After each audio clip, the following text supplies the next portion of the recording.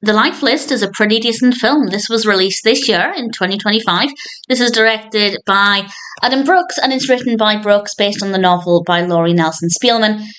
And we have a cast including Sofia Carson, Kyle Allen, Sebastian de Souza. Great cast, great performances, pretty decent narrative. It's definitely quite emotional. Not too emotional that it's a challenge to watch, but there are a lot of times when it does get a little heavy, but also I think quite motivational as well. This focuses on Alex, whose mother had cancer, and in order for Alex to get her inheritance, she has to follow the things on her bucket list that she made as a teenager. And her mother's thinking behind this is to kind of help Alex get back on her right track and to become the person that she wanted to be and to achieve those dreams that maybe she has either put to one side or not thought about in a long time.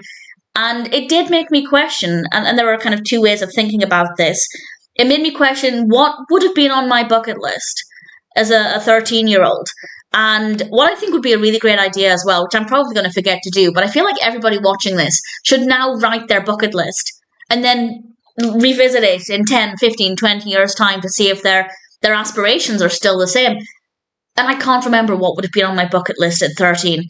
But at the same time, I feel like what would have been on my bucket list at 13, I may not have achieved, but I probably wouldn't want to as well. I feel like the dreams I had for myself as a teenager are very different. So there are two ways of looking at this. One, don't let go of your dreams. Don't lose sight of what's really important to you. But I also think it is important to remember that it's okay to change your dreams. It's okay to change your direction. That's not a bad thing, as long as it's what you want to do and you're not just settling because it's the easier option. So I think there are some different ways of looking at this, but ultimately the message of looking back at who you used to be and applying that to where you want to be and where you are going, I think is quite an interesting concept. And I think the film does a really good job of handling this. We get a lot of different characters. They're all very likable, very well written, really great performances. And as I said, it is understandably, given the topic, quite emotional, but it's not too heavy. There's a nice variety in the activities within the film, so there's always something different happening to keep things fresh and to keep the pace moving at a steady pace. And I have no complaints. I thought it was a decent concept, well executed, likable, well-written characters with some great performances, and it made me think. It made me think about not just what I wanted when I was a teenager, but also whether I'm currently striving for what I want and what exactly I want that to look like in the future going ahead as well. So definitely a lot of food for thought here, which is always a great takeaway from any film.